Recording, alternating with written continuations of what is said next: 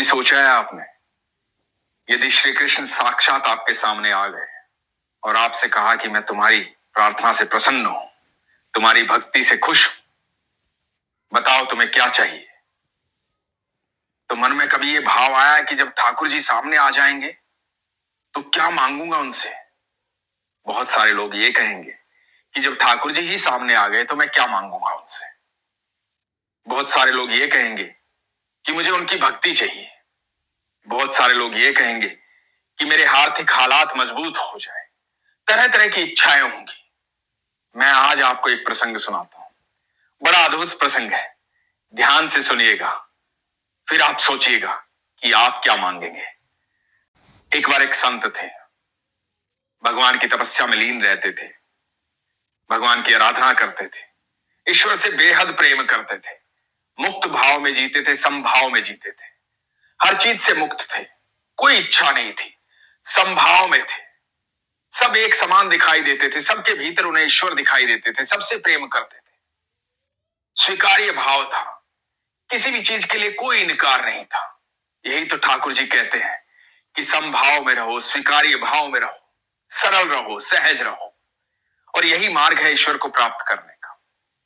उनकी भक्ति से, उनके कार्य करने के तरीके से, उनके आचार से, विचार से हर कोई प्रभावित था। एक दिन हुआ यूं, उनकी भक्ति से प्रसन्न होकर के उनके सामने एक देवदूत आए।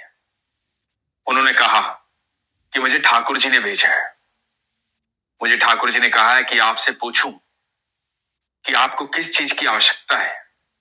वो आपसे अत्यंत प्रसन्न है। उन्होंने कहा है कि आप बताएं आपकी इच्छा क्या है, मैं वो इच्छा पूर्ण करूंगा। संत बड़े प्रसन्न हुए।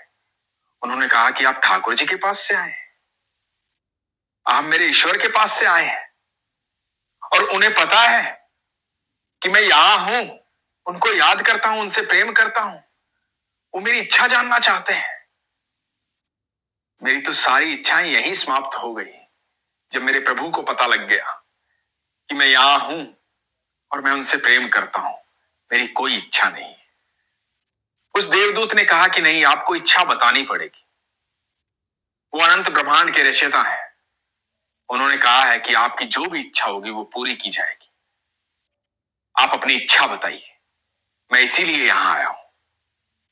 उन संत ने कहा कि मेरी सच में कोई इच्छा नहीं, मेरी सारी इच्छाएं समाप्त हो चुकी है। मेरी इच्छा तो मेरे भगवान से बात करने की रहती है, उनके दर्शन करने की रहती है, उनको देखने की रहती है, उनके भाव में रहने की रहती है, और वो मैं हर समय रहता हूं। उनके दर्शन भी हर समय करता हूं। मुझे तो सबके भीतर वही दिखाई देते हैं। मेरी सारी तपस्या सफल हो गई कि उन्होंने आपको भेजा है ये पूछने के लिए कि मेरी इच्छा क्या है। मेरी सारी इच्छाएं यहीं समाप्त हो गई। तो देवदूत ने कहा कि नहीं, आपको इच्छा बतानी पड़ेगी, कुछ इच्छा तो होगी आपकी। तो संत ने कहा कि देखो, मैं बहुत सीधा और सरल हूं, मुझे पर्याप्त मात्रा में हर चीज मिल जाती है, जो मुझे चाहिए वो अपने आप ही मिल जाता है, मेरी कोई इच्छा नहीं है। आप तो देवदूत हैं, ईश्वर के पास रहते हैं, मेरे पास तो इतना दिमाग है नहीं, लेकिन आप अवश्य सब जानते हैं, तो आप ही कुछ सुझाव दीजिए कि मैं क्या मांगू। तो देवदूत मुस्कुराए। देवदूत ने कहा कि ठीक है, आप तो संत हैं, आप सबसे प्रेम करते हैं, आपके व्यवहार से, आपके प्रेम से, आपके भाव से, आपके इर्द गिर्द सब प्रसन्न रहते हैं, आप जहां होते हैं वहां सकारात्मक ऊर्जा रहती है। मैं आपसे ये कहता हूं कि आप ऐसी शक्ति मांग लो कि जिससे आप किसी भी व्यक्ति को छुओ, जो बीमार हो वो ठीक हो जाए। कोई पेड़ पौधा सूख गया हो तो जीवित हो जाए, हरा हो जाए। जहां सब दुख हो वहां सुख आ जाए, हर जगह खुशहाली हो जाए। आप जिस भी चीज को स्पर्श करो वो सुखद हो जाए, चाहे वो मनुष्य हो या कोई भी जीव हो, उसमें खुशहाली आ जाए। तो संत ने कहा कि नहीं, मैं ऐसा नहीं मांग सकता, मैं बिल्कुल ऐसा नहीं मांग सकता। तो देवदूत ने कहा कि क्यों?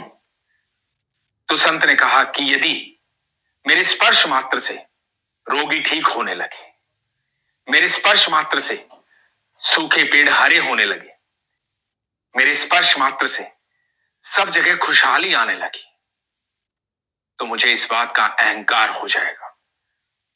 मुझे थोड़े ही दिन बाद ये लगेगा कि ये कोई और नहीं, मैं कर रहा हूं। और मुझे ना भी लगे तो ये लोग मुझे लगवा देंगे कि ये मैं ही कर रहा हूं, क्योंकि सब लोग कहेंगे कि आप ही ईश्वर हो, आप ही सब कुछ हो, आप ही हमारे जीवन में सुख लेकर के आए हो। और धीरे धीरे मुझे एहसास होने लगेगा कि मैं ही ईश्वर हूं। अहंकार जन्म लेगा और मुझ पर हावी होगा। मैं भले ही कितना भी सरल हूं, कितना भी सहज हूं, और यदि मैं ईश्वर को जानते हुए, उनको उपस्थित मानते हुए सब लोगों का भला करूंगा, तो धीरे धीरे वही लोग मुझे आभास दिलवाना शुरू करेंगे कि मैं ही ईश्वर हूं। वो मुझे पूजना शुरू करेंगे, मेरे सामने नतमस्तक हो जाएंगे, वो अपने मार्ग से भटक जाएंगे, और मुझे यह अहंकार हो जाएगा कि मैं ही ईश्वर हूं। तो मैं ऐसी शक्ति बिल्कुल भी प्राप्त करना नहीं चाहता। देवदूत मुस्कुराए। उन्होंने कहा कि आप बताइए कि मैं आपको क्या दूं। तो संत ने कहा कि ठीक है, यदि आप देना ही चाहते हैं तो मैं आपके सुझाव को मानता हूं, लेकिन उस तरीके से नहीं जिस तरीके से आपने कहा है। आप मुझे ऐसी शक्ति दीजिए कि मेरी परछाई जिसे भी छू ले वो सुरक्षित हो जाए, स्वस्थ हो जाए, सुखी हो जाए, प्रसन्न हो जाए। मेरी परछाई यदि सूखे पेड़ पर पड़े तो वो हरा हो जाए, जहां दुख हो वहां सुख आ जाए। मेरी परछाई किसी रोगी पर पड़े तो वो स्वस्थ हो जाए, सुखी हो जाए। मुझे ऐसा वरदान दो। तो देवदूत ने कहा कि उससे क्या होगा? आपने ऐसा क्यों चाहा कि आपकी परछाई जिस पर पड़े वो सुखी हो जाए? तो संत ने कहा कि मेरी परछाई जिस पर पड़ेगी वो सुखी हो जाएगा। मेरी परछाई मेरे पीछे रहेगी और मैं देख नहीं पाऊंगा कि कौन सुखी हो रहा है, कौन खुश हो रहा है, कौन सा सूखा पेड़ हरा हो रहा है, कहां सुख समृद्धि आ रही है, कौन स्वस्थ हो रहा है। मुझे इस बात का ज्ञान ही नहीं होगा, और किसी भी व्यक्ति को यह पता नहीं लगेगा कि वो मेरी इस शक्ति के द्वारा ठीक हो रहा है। तो कोई भी व्यक्ति मुझे इस बात का श्रेय नहीं देगा, कोई भी व्यक्ति मेरे सामने नतमस्तक नहीं होगा। काम भी होता रहेगा और मेरे ईश्वर का नाम भी होता रहेगा। सबको लगेगा कि उनकी आराधना, उनकी आस्था, उनका विश्वास जो है वो ईश्वर पूरा कर रहे हैं। सब सुखी रहेंगे। तो मुझे ऐसा वरदान दीजिए। देवदूत मुस्कुराए। देवदूत ने कहा कि आप सच्चे संत हैं, सच्चे भक्त हैं भगवान के। मुझे अब ज्ञात हुआ कि स्वयं ईश्वर ने क्यों कहा, स्वयं ठाकुर जी ने क्यों कहा, स्वयं अनंत ब्रह्मांड के मालिक ने क्यों कहा कि जाओ उन संत से पूछो कि उनकी इच्छा क्या है, मैं उन्हें वो देना चाहता हूं। तो बताते हैं कि वो संत की इच्छा जब पूरी हुई, वो शक्ति जब प्राप्त हुई, उसके बाद से जब तक उन्होंने अपना शरीर नहीं छोड़ा, वो बैकुंठ नहीं चले गए, तब तक वो कभी पीछे मुड़कर नहीं देखते थे। बस चलते चले रहे, चलते चले रहे, चलते चले रहे। और ना जाने कितनी ही आत्माएं प्रसन्न हुई, कितने ही सूखे पेड़ हरित हुए, कितने ही रोगी स्वस्थ हुए, और कितने ही दुखी लोग सुखी जीवन व्यतीत करने लगे। ना उन संत को आभास हुआ, ना उन लोगों को आभास हुआ। लोगों को लगा कि उनकी आस्था, उनका विश्वास चमत्कार कर रहा है, और इधर संत को कभी किसी बात का अहंकार नहीं हुआ। वो चलते रहे अपने ईश्वर की भक्ति में लीन, अपनी आस्था में लीन, अपने विश्वास में लीन। वो इसी बात से प्रसन्न थे कि मेरे ठाकुर जी अनंत ब्रह्मांड के मालिक मुझे जानते हैं, मुझसे परिचित है कि उनका बच्चा उन्हें ध्यान करता है, उन्हें याद करता है। हम सब कितने भी ज्ञानी हो, कितने भी विद्वान हो, उस ईश्वर के बच्चे। ईश्वर तो अनंत ब्रह्मांड के मालिक है, वो हमें सब कुछ दे सकते हैं, सब कुछ। क्या नहीं है वो जो नहीं दे सकते। हमें वो कहते हैं कि अपना पात्र बड़ा करो। तुम छोटी छोटी इच्छाएं लेकर आते हो। तुम कहते हो कि मेरी आर्थिक जरूरतें पूरी कर दो। तुम कहते हो कि मुझे रोग मुक्त कर दो। भगवान श्री कृष्ण कहते हैं, जो कुछ भी तुम मुझसे मांगोगे मैं तुम्हें दूंगा। तुम्हारी सारी भौतिक आवश्यकताएं पूरी करूंगा, तुम्हारी आर्थिक आवश्यकताएं पूर्ण करूंगा। लेकिन इससे मैं तुम्हें प्राप्त नहीं होऊंगा। और जिस दिन तुम मुझे प्राप्त कर लोगे उस दिन तुम्हारी सारी आवश्यकताएं पूर्ण हो जाएंगी। तो हमें ईश्वर को प्राप्त करने की आवश्यकता है, और जिस दिन ईश्वर हमारे पास होंगे, ईश्वर हमारे साथ होंगे, हम उनके सानिध्य में होंगे, तो यकीन मानना दोस्तों, जीवन में कभी किसी चीज की कमी नहीं आएगी।